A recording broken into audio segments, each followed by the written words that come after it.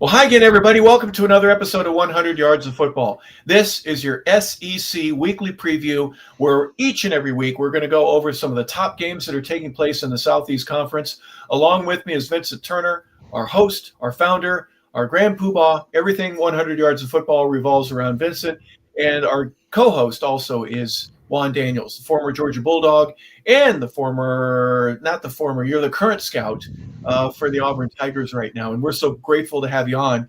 SEC action last week. There were a lot of really good games. We'll talk about them a little bit. There's a lot going on this week. Vincent, I'm going to start with you. The pressure to win has been turned up at least one full notch from where we were maybe just a couple of weeks ago, where some of these teams that are playing right now, it's win and you're in, and if you don't, goodbye. The season may not be over for you. You'll get a bowl game, but your chance of making the playoff, especially from the SEC level, is turning up, isn't it? No question about it. I think what I read today, actually, I've seen this on social media. Everybody says this. Let's don't even have the bowl games. Let's just turn it into a playoff and just up the 12 teams to about 24 teams. Because basically, if you don't make the college football playoffs, essentially your season is over. So what you have in the greatest conference of all of football, and I've been saying it for weeks, it's playoff time in the state of Tennessee. Elimination. Back to you, Harper. Well, it's interesting that you put it that way. Remember just a couple of years ago, Juan, 4 teams, and that's the way it's going to be. And forget that. That didn't work. I mean, you got 5 conferences and no room for anybody outside the Power Five to get in. They've obviously made some changes. But Juan, give me your perspective in terms of just the importance of the games and how the matchups are strategically designed, although it's just the way that the schedule unfolds. But there are so many important games, and we're going to go into those in just a minute. But the way it works out, the pressure, for example, with Georgia and your alma mater, I'm sorry, Georgia, your alma mater, and Texas, we'll talk about that in a little bit. But critical game for Texas, absolutely important.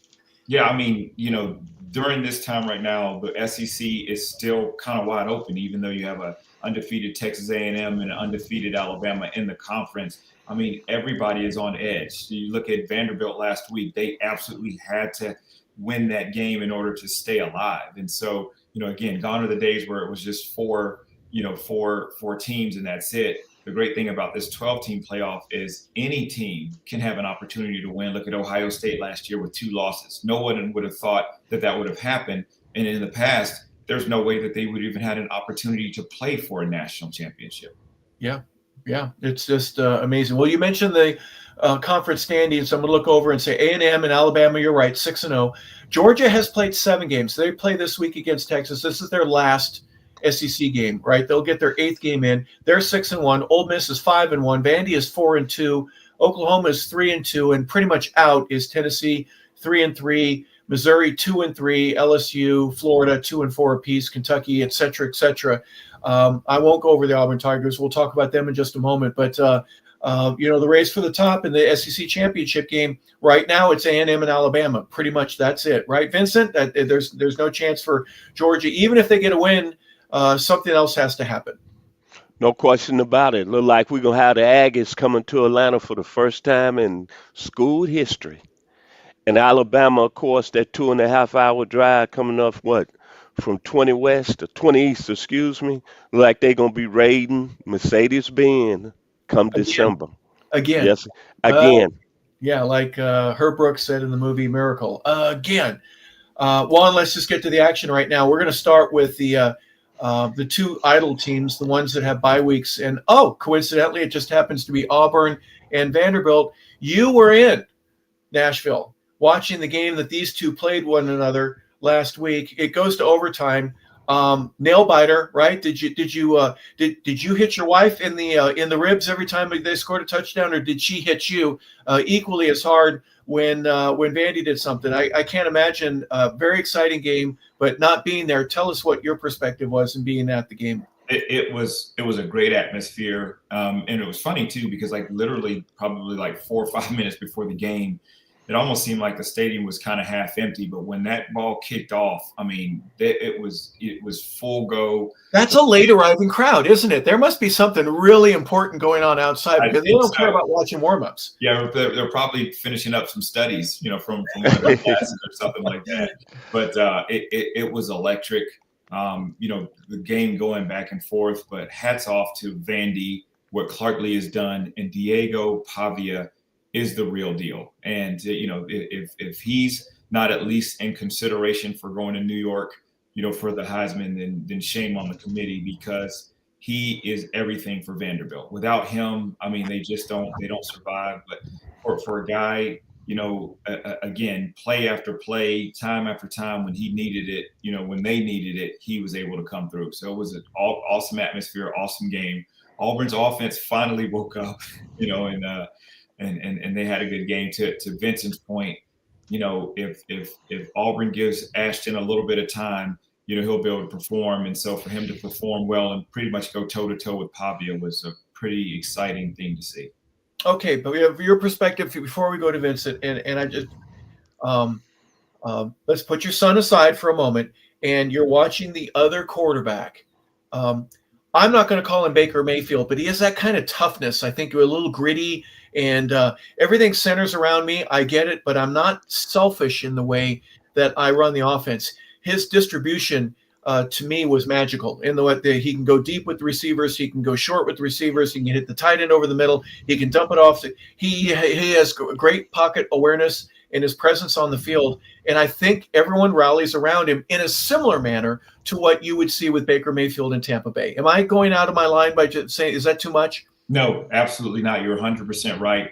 And you just talk about a guy that has just that it factor, and he has that it factor. He's one of those guys that you could just kind of see his team elevate as he's on the field, and he just makes plays. The pocket would break down, and he'd either scramble and run for 20 yards, or he'd kind of run around in the backfield. Somebody's open, and then he'd find them. There was one play where we were basically all in his face, and you're like, there's no way he can see this guy that's wide open down the field. He throws it, busted coverage, and there's 40, 50-yard touchdown pass. So his pocket awareness, his field awareness, he's the definition of a field general, and he displayed that. He displayed that last week.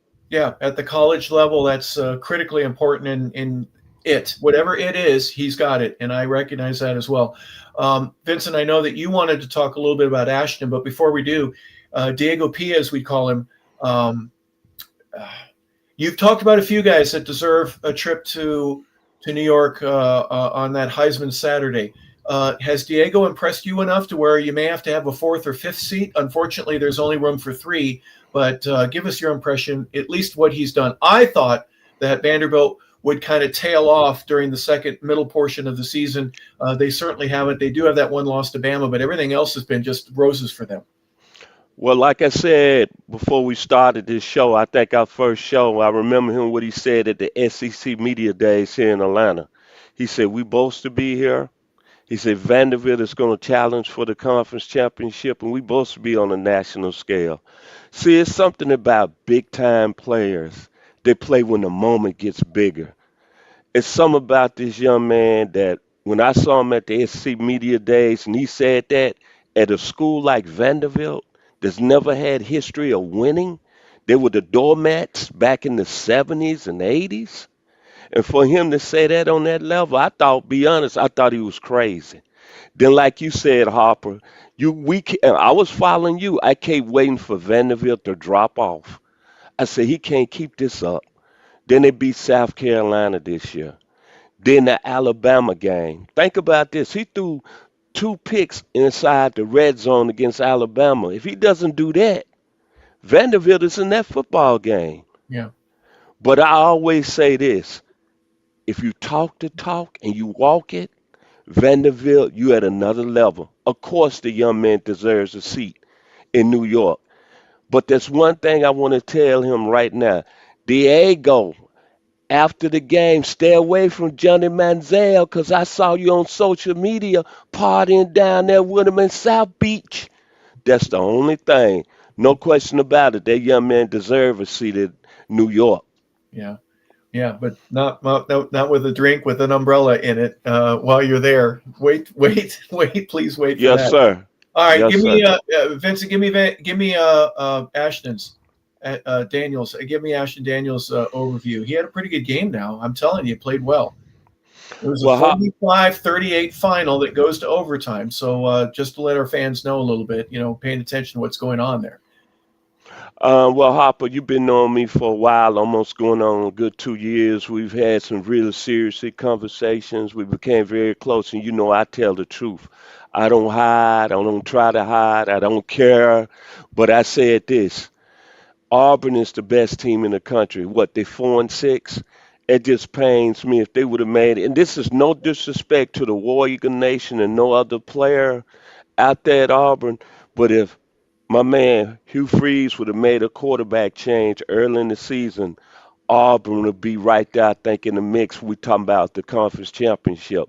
See, I saw Mr. Daniels' son, and I go back 2 years ago when he played against Colorado on Friday night, and I know he could spin the football. It was no surprise to me that he played well on Saturday, and those the facts.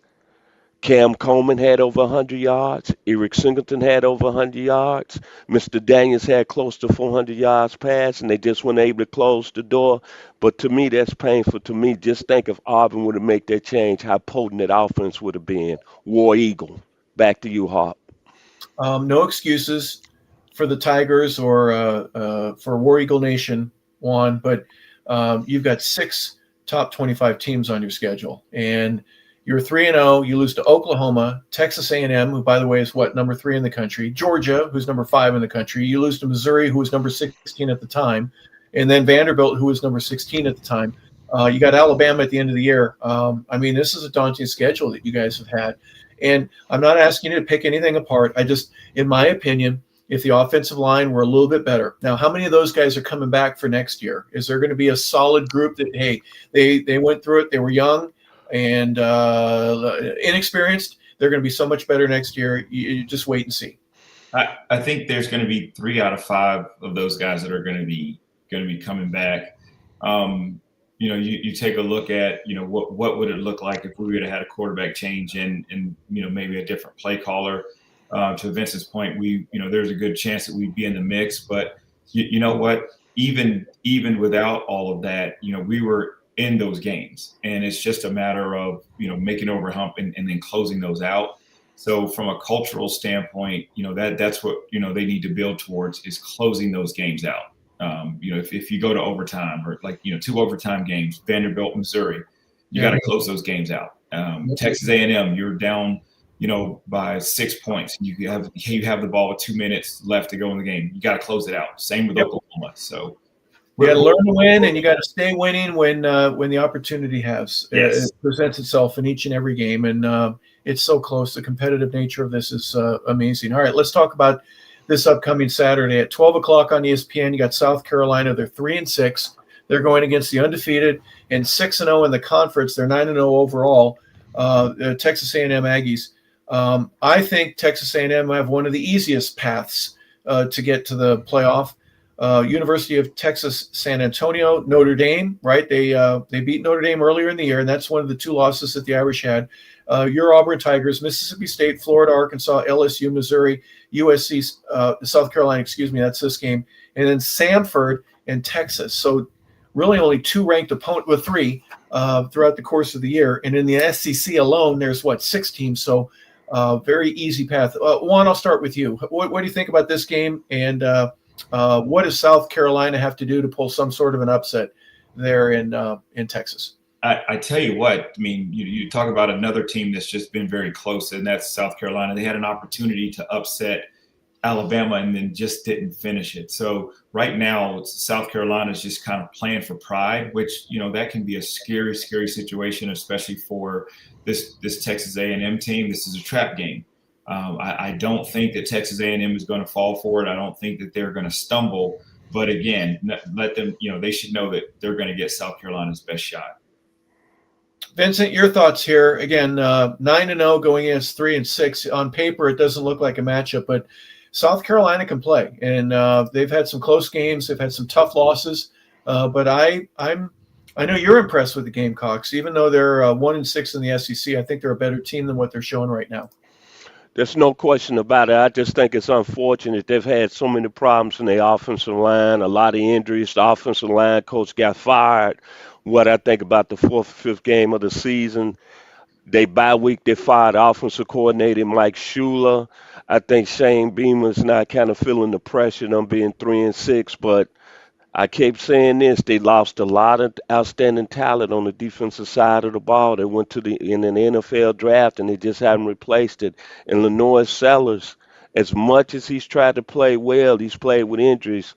He just hasn't been a one-man wrecking crew. But I told y'all this on the show last week. I said I wanted to see what the Aggies do in Columbia, Missouri against Missouri. They came away 38-17. So I'm a big believer in Mike Elko and the Aggies. They can win it all. They got a top 20 run defense. They got a very explosive offense. Marcel Reed, Mario Craver, Casey Concepcion, Turn York, all NFL talent. Now I'm believing in the 12th man. Because that was the game. Remember what I said? I say A&M over the years, I always had this opportunity. It's one game they always slipped it. They don't never boast to lose. To me, they've came over the fountain.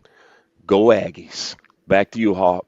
Well, I'm looking at South Carolina's schedule. They started against Virginia Tech. They win. They go against South Carolina State. Then in order, Vanderbilt. They're number 9 in the country.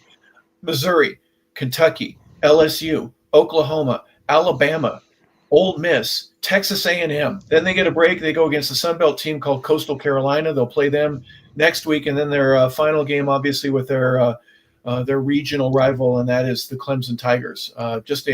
That's a daunting schedule, but they've lost 6 of their last 7. So it's they need to get a win and certainly want to feel good about themselves. But that game, again, that's a 12 noon kick, and that will be on ESPN. The 9-0 Texas A&M Aggies against the 3-6 South Carolina Gamecocks. Next game here, LSU.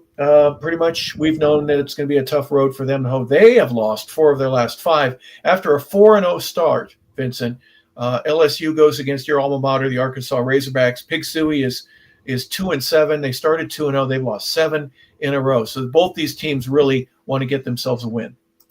Well, basically, when you look at this football game, I'm going to start with LSU. Can we believe after 4 games they was ranked in the top 5, and then all of a sudden the screws came apart? And then with Arkansas, we knew Sam Pittman coming into the season, he was going to be on the hot seat, and he got let go. So I'm looking at this game. I'm going to call it the coach's game. Because which school is going to hire their new head coach once the season ends? Arkansas, I'm going to start with my school.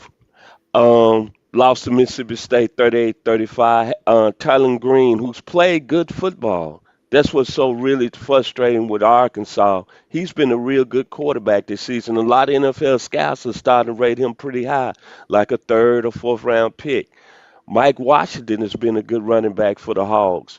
But Bobby Petrino, everybody's saying the offense was going to be well, and he was taking over. Stop the madness. Stop the madness. 18 penalties for 183 yards. I call it sloppy, sloppy, sloppy.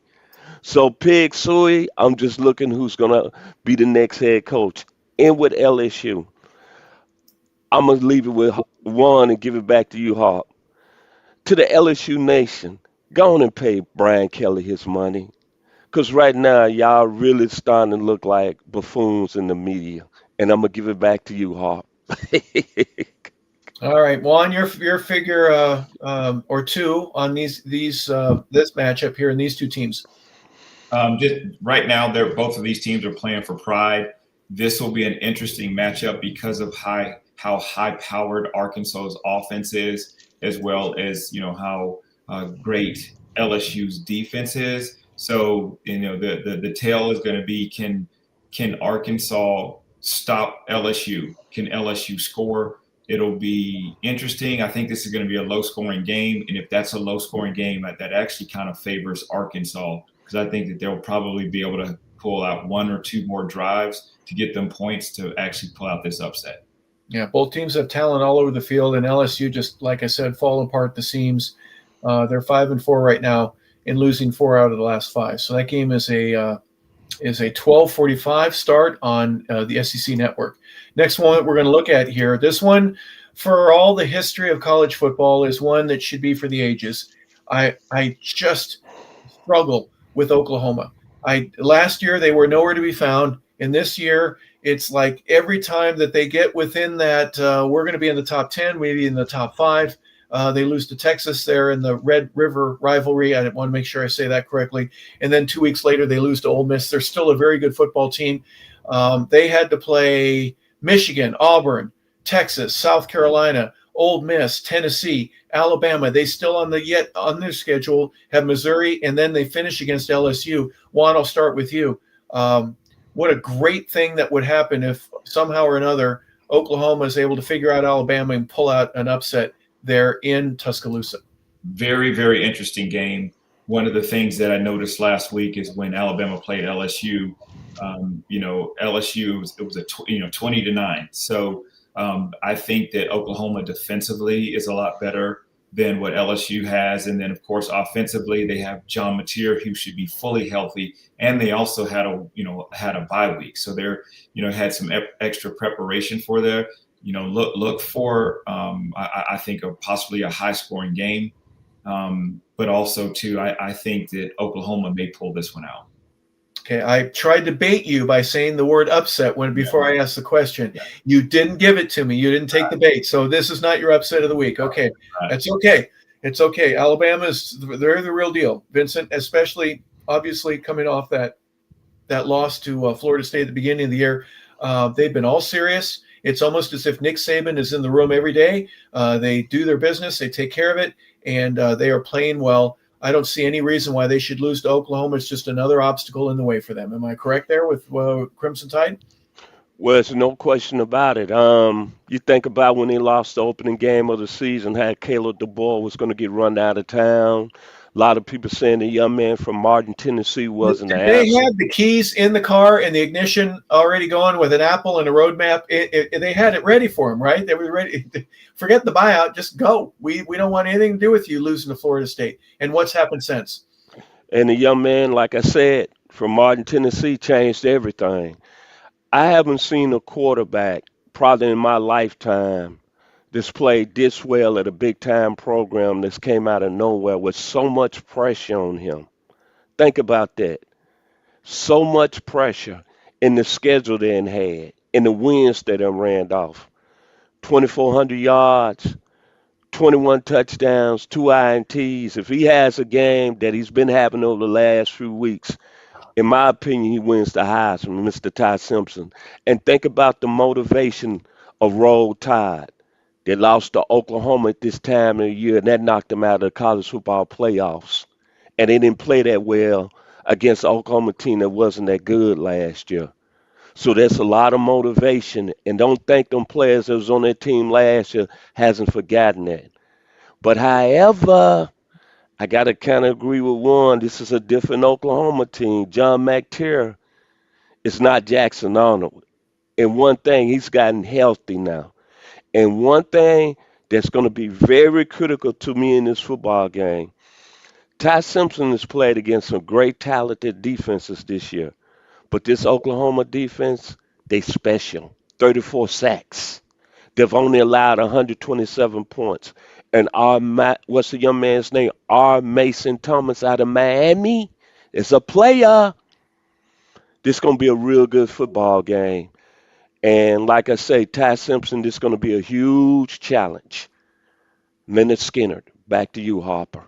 All right. Well, again, 7-2 Oklahoma. They're 3-2 in the conference, and they've lost 2 of their last 4. Goes against 8-1 Alabama. Alabama is 6-0 in the conference and riding real pretty right now from where they're sitting. So next game we're going to look at here. This is one of those ones that we call them the money games. New Mexico State comes in at 3-6. They've got a guy named Logan Fife as their quarterback. He's passed for over 2,000 yards. He has 11 touchdowns. He's averaging about 234 yards a game.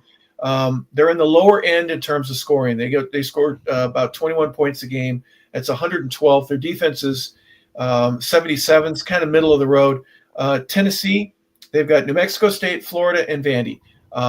Vincent, I'll start with you because as a native Tennessean, they're 6-3 right now. They should be 7-3, and all of their second and third string guys should be able to play by halftime or early in the third quarter. I would say that, but I'm gonna hold up on that for a minute. Tennessee had a very disappointing loss 2 weeks ago that knocked them out of the college football playoffs. It's going to be interesting to me to see is Josh Heupel going to have them ready to play, come out and be proficient in that first quarter. The quarterback you just mentioned from New Mexico State is a pretty good football player. In New Mexico State defense has 15 turnovers in the last 6 games. Yeah. So that's a defense that takes the ball away. Probably the most disappointing thing with me and being a Tennessee fan also is that I really thought this team should have been in the mix for the college football playoffs. They had their chances. The Georgia game back early in the season, that was a winnable game. That game got away from them.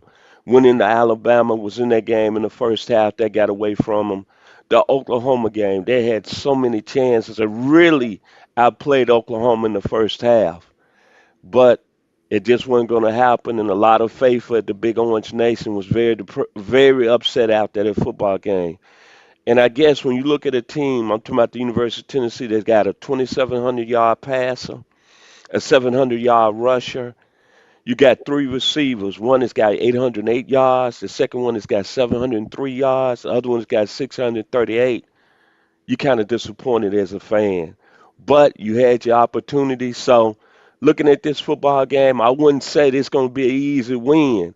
I'm just want to see if this Tennessee team is going to be able to bounce back and play Tennessee football. Back to you, Hop.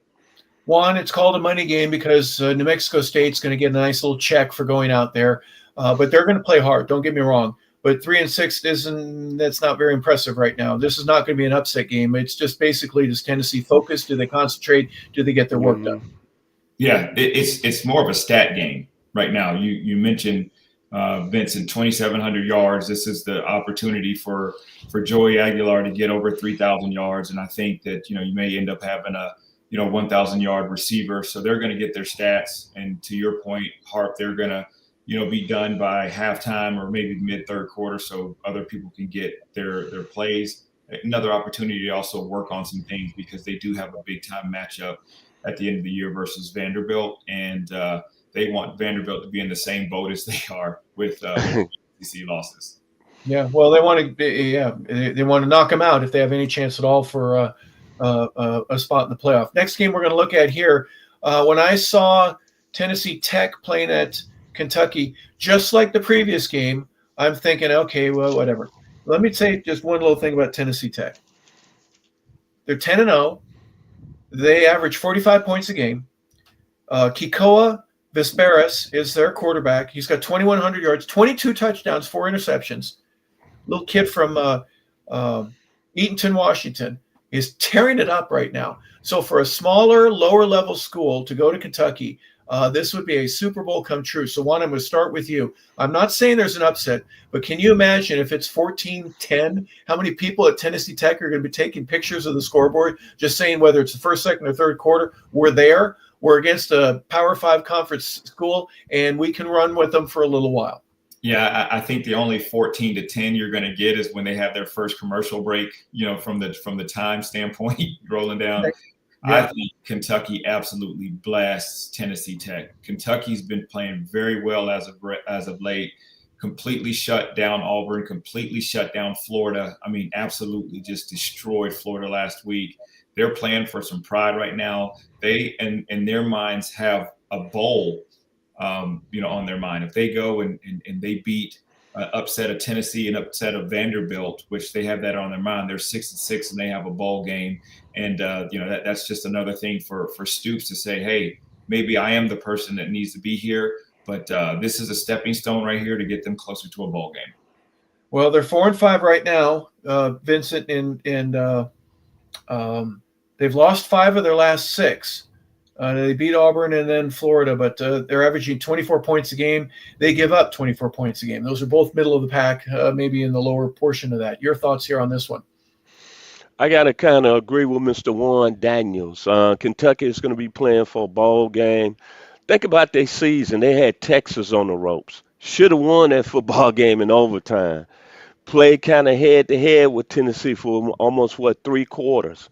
But what's got me looking in the view mirror of them is that, man, what they did last week against Florida, dominated, had close to almost 300 yards rushing, and what they did against Auburn, went into War Eagle, Jordan Hare Stadium, and came away with a victory. They've been playing some real good football over the last couple of weeks, and they got a bowl game that they're playing for, and Mark Stoops is probably going to continue as the head coach at the University of Kentucky. And think about this. Kentucky, we look at them and we look at Mark Stoops, and a lot of people trying to figure out the job he's done. But when we look at it, he's done a pretty good job overall and it's kept Kentucky relevant. And that team could have really went in the tank early on, but they played some very good football. So I expect them to really be up and ready to roll against Tennessee Tech. And like you said, Hop, that's a very good FCS school in Tennessee Tech now. 10-0. I think they ranked fifth in the FCS polls. But at the end of the day, I think this is a Kentucky team. They're playing for a lot more, and that's to get to a bowl game. And probably the Music City Bowl in Nashville. Okay, 1:30 on the SEC Network. Again, 10-0 Tennessee Tech goes to 4-5 Kentucky. A game that maybe last year would have, put Ole Miss into the playoff had they not lost to the Florida Gators. Now they get to return the favor. Florida at 3-6. Ole Miss is 9-1. Vincent, we'll start with you. The Gators have lost 6 of their last 8. Their only wins are against Texas, Mississippi State, and Long Island earlier in the year. What do the Gators need to do to represent themselves, play well enough to be in the game there at the end, and have a chance to win? Last week, I was very disappointed in the Florida Gators' performance. I thought that they'll be ready to play against Kentucky. Obviously, there's a lot of issues. They've got to have a head coach. We don't know who the head coach is going to be. DJ Lagway is kind of like over the last few weeks has took some steps back. Where he's on the year 1,400 yards, 9 touchdowns, 11 INTs. But the alarming thing that stuck out of my mind in that game last week against Kentucky is that defense played so well against Georgia, and they come back and give up 235 yards on the ground to Kentucky. That really blew my mind. So I'm asking myself, is the Gators cashing in on the season? Now with Ole Miss, revenge. As you just mentioned, Harp, this was the team that put them out of the college football playoffs last year. And I'm going to say this to our co-host, to the man that knows it all. Look at him, he's getting ready to smile. He told us at the beginning of the year, Ole Miss with their offense and their receivers was going to be something hard to handle this season. And he never lied. The legend himself, Harper LaBelle, Ole Miss has a very good football team. They can win it all.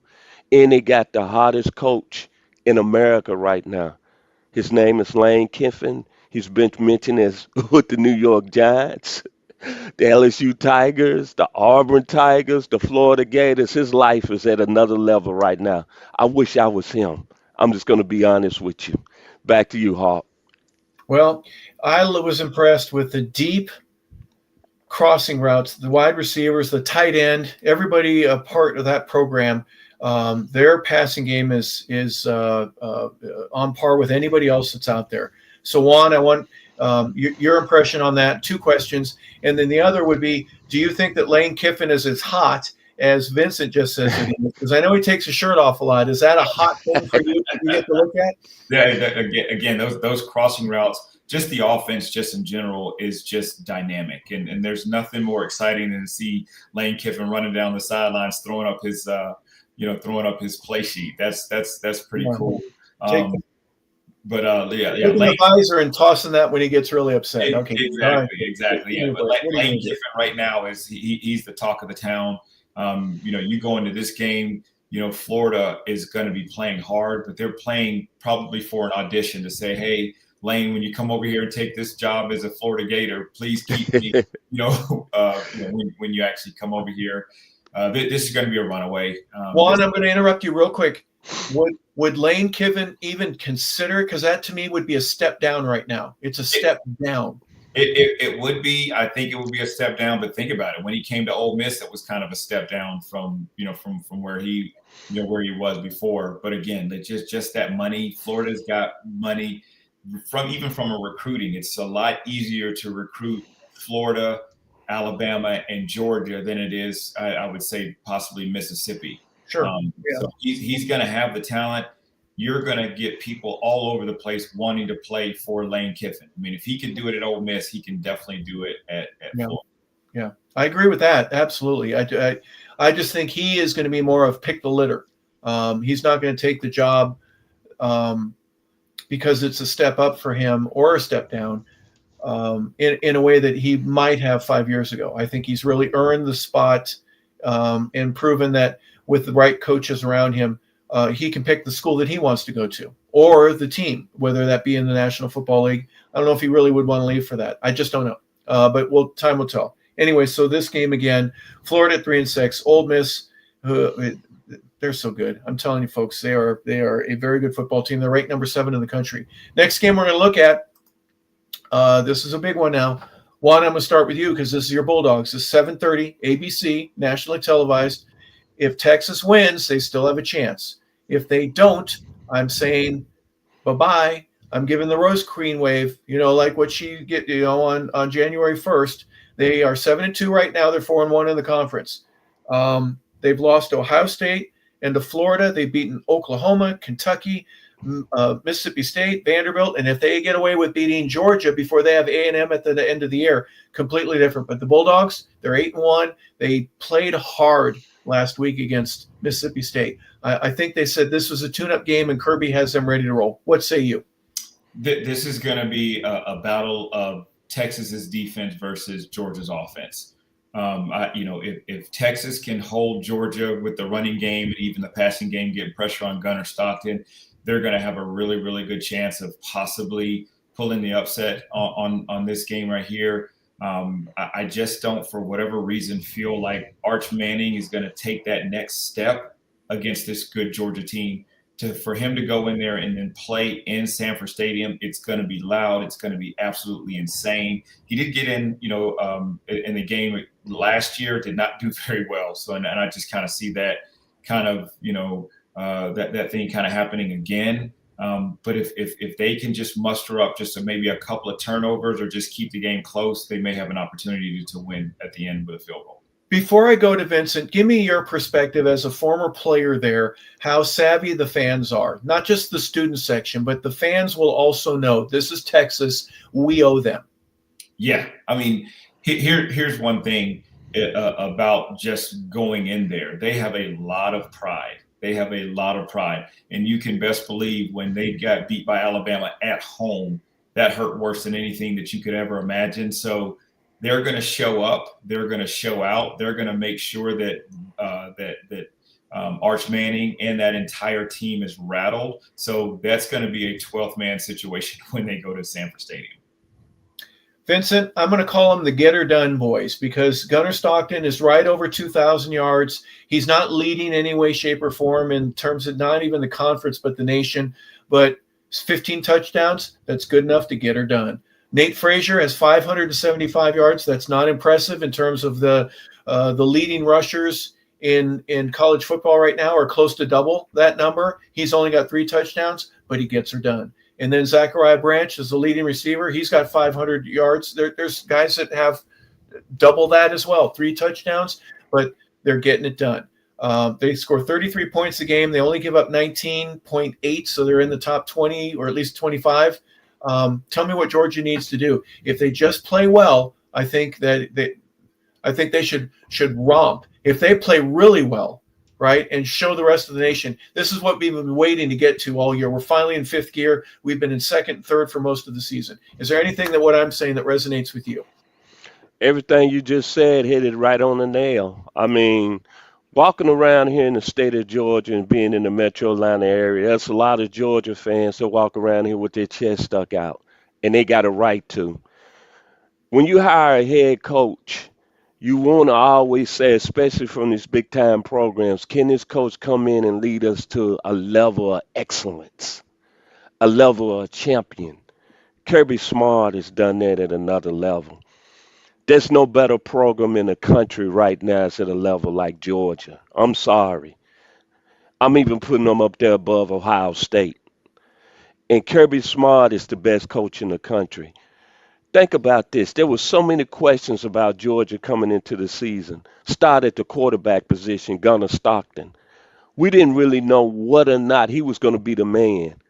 Last week against Mississippi State, he proved to me one thing. He might need to get a seat up there in New York. He played flawless.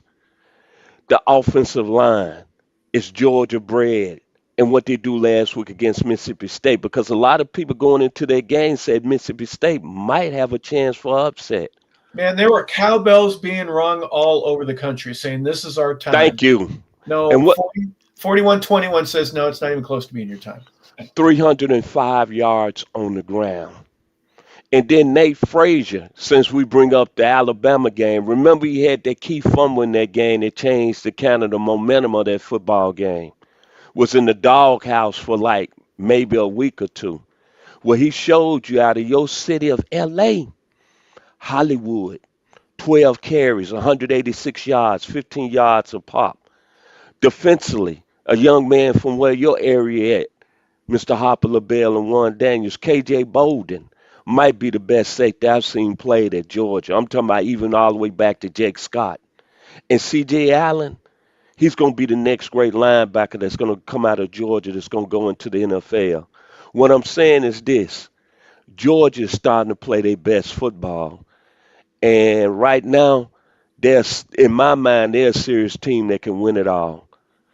In Texas, the only chance you got, Arch Manning played real well 2 weeks ago against Vanderbilt. Your offense had, 23 first downs, 328 yards passing, another 100 yards on the ground. For Texas, in my opinion, to be in that football game, Arch Manning need to play, as everyone said he was, a generational talent. For Texas to even be in that football game. Because Saturday night in Athens, that football team, the University of Georgia, they're getting ready to play their best football of the season. And I'm talking about championship level. That's a hell of a football program. It hurts me to say it a little bit because I'm from the state of Tennessee. But right now, we're looking at greatness.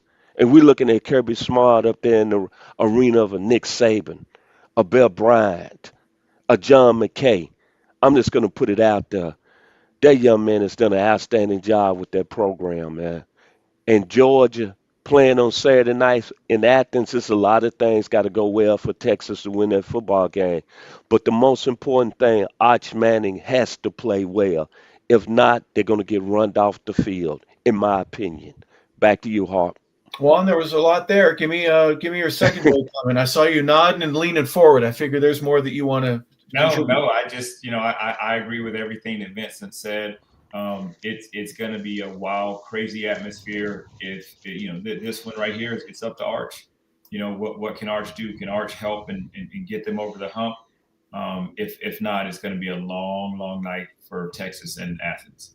Well, speaking of long nights, this game is at 7:30. The other game at 7:45. The last one that we'll be seeing for the evening goes on the SEC network, and this is where Mississippi State, who did get throttled last week, they lose by 20 points to Georgia. When they were expected to play a lot better there in Starkville and in front of the home fans. They're 5-5.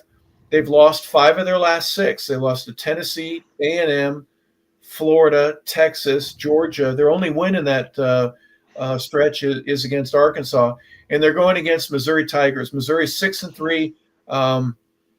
Their shot disappeared about 2 weeks ago. They've lost 3 of their last 4 games. They lost to Bama, Vanderbilt, Texas A&M. Formidable opponents, to say the least, but their win against Auburn, they're averaging 33 points a game. They give up about 19 right now. Vincent, first and foremost, we'll start with you. Give me your thoughts here against Tigers and the Bulldogs.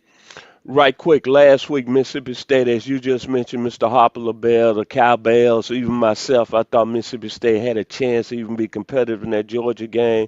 But I'm going to say this, they gave up 305 yards on the ground.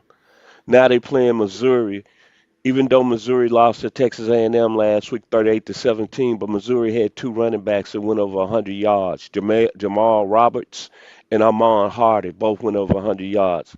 Plain and simple. If Mississippi State doesn't shut the run down, Missouri's going to have a field day and win that football game. And when I look at it overall, Mississippi State, you have a serious leak in your run defense. Back to you, Mr. LaBelle. Well, Juan, the Tigers, they were nationally ranked. They lose to Alabama, as I mentioned. Then they beat Auburn.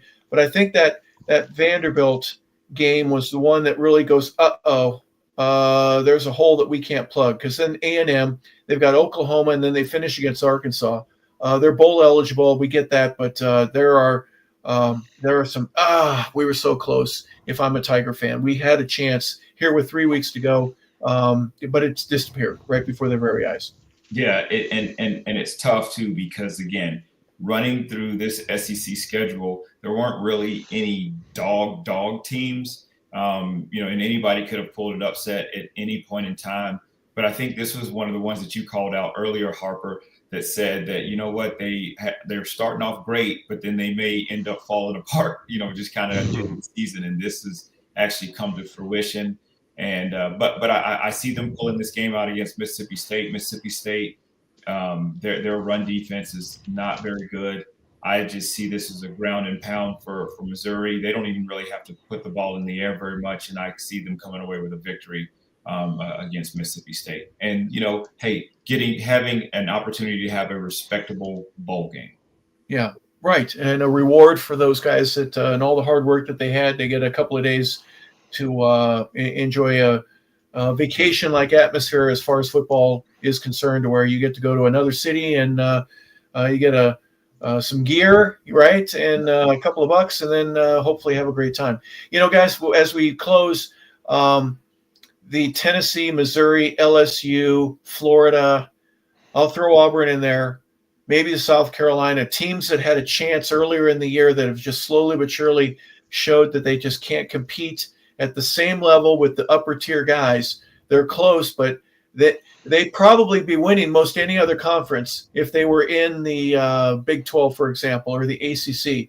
But when you've got A&M, Alabama, Georgia, Ole Miss, Texas, and Vanderbilt, and Oklahoma in front of you, that you got to leapfrog past them. What a tough conference. Vincent, I'll start with you. You named some teams right now that, that's the reason they ranked in the top 12 in the college football playoffs. And I like the point you just brought up, Harp. The South Carolinas, the Auburns, I would have liked to see if they would have played in the Big 12, how much success they would have had. And that's no disrespect to the Big 12 conference, even to the Big 10 conference. That's why I keep saying week in and week out, the best football is played down here in the South, in the Southeastern Conference. NFL talent all the way through the conference, great quarterback play. We got maybe two quarterbacks that might end up in New York, Diego and Mr. Ty Simpson. So, hey, let's get it on. Like the great Marvin Gaye. We got two great games coming up on Saturday, man. Think about it. OU and Alabama, Texas and Georgia in prime time. Marvin Gaye. Let's get it on. Back to you, Hop. Well, I'm going to have final thoughts with you, Juan. I'm not going to let's get it on, and we're going to talk about how hot Lane Kiffin is. We've had some great coaches today. But I do want to know your perspective here going into week 11 week 12 of NCAA, SEC especially action. You're seeing the haves and the have-nots, and it doesn't take much, but it's such a grueling schedule. And you've been to how many different cities now, getting a chance to see Auburn play, to realize, gosh, it is so tough to even play at this level and to win at this level. The winner should receive the prize because they've obviously been through a gauntlet. Yeah, I mean, look at Texas A&M. I mean, they've had played some pretty good teams. Look at Georgia. Look at Alabama. And then and even Ole Miss, and then for it to come down literally, to Texas A&M will most likely go, even if they lose one. Same thing with Alabama. Obviously, they've got to take care of business against Oklahoma, but these two, you're going in the SEC 6-0. I mean, that's a tough thing to do. and the other teams are just kind of beating themselves up. But to go to Oklahoma, to go to Texas A&M, to play Georgia, to play all of these tough teams and play them so close. I mean, yes, there's a talent gap, but everybody's pretty much, kind of in the same area. But to Vincent's point, to your point, we go and play in the ACC, go in the Big 12, go somewhere else, and next thing you know, we're singing a different tune. Well, there you have it, folks. Week 12 preview here for the SEC, the Southeastern Conference. We've gone over all 8 of the games that they have. The 2 teams that obviously have the bye week are Auburn and Vanderbilt. And to the winner goes the spoils. And so we'll find out here by this time next week who is just one step further, one step closer to being eligible to play not only for the SEC championship, but to get into the 12-team college playoff. What a reward it'll be for all those teams. So for Juan Daniels, former Bulldog, Auburn Tiger now, for former Arkansas Razorback, Pig Suey, who you didn't hear him give the fight song today for the first time. Okay. What? Are you going to do it now? Go ahead. What do you got? To the fans out there that's been following us on the SEC show, I got a little bit beside myself last week, and to the fans out there from the University of Memphis down there in Memphis, Tennessee, we got to eat crow tonight. And we got to eat crow and give apology to the legend himself, Mr. Hopper LaBelle. My Memphis Tigers lost a heartbreaking game in the conference, the American Athletic Conference, to Tulane last Friday night. And all practical purposes, they are eliminated from the college football playoffs. So if Mr. LaBelle want me to give the fight song one more time to the University of Memphis, I will do. But this is a message from all the fans down there in Memphis, Tennessee to Mr. LaBelle. You are the king, we bow down. There will be no more football talking out of Memphis no more. We are done and we are finished. We are the kitty cats now. Oh, Dun, dun, dun, dun, dun, dun, dun, dun, dun, dun, dun, dun, dun, boom. Back to you, Hart. Well, Tulane ends up they're 7-2 right now overall, and they're 4-1 in the conference. Navy is 5-1 in the conference. The South Florida Bulls are 4-1 in the conference. North Texas, the Mean Green, they're 4-1. East Carolina is 4-1. Memphis falls to 4-2 with that loss to Tulane, and obviously that's just enough for there's too many teams above them, and they've shown signs all year long. And when I called them the kitty cats earlier, okay, show me what you got, guys. Show me what you got. And they kept winning. So I've been scolded. Uncle Opie's mad at me, and Ray at the barbershop. Everybody's mad at me. They're all mad at me. But you know what? I do wish them well. I love Tom the Tiger and everything that's that, and all the terrific things. It's not Tony the Tiger. It's not Mike the Tiger. All right. Anyways, but congratulations to Memphis at 8-2, still a great season. This close, guys, this close, amazing. So let's end there. We'll appreciate everybody. We really do. We appreciate everybody watching. Share on Instagram or Facebook or YouTube. Let others know that we're passionate about the Southeastern Conference and the football that's played there, and you know that when you watch the show. So we appreciate it. So. For Vincent Turner, for Juan Daniels, I'm Harper LaBelle saying thank you for tuning in, everybody. We hope that you have a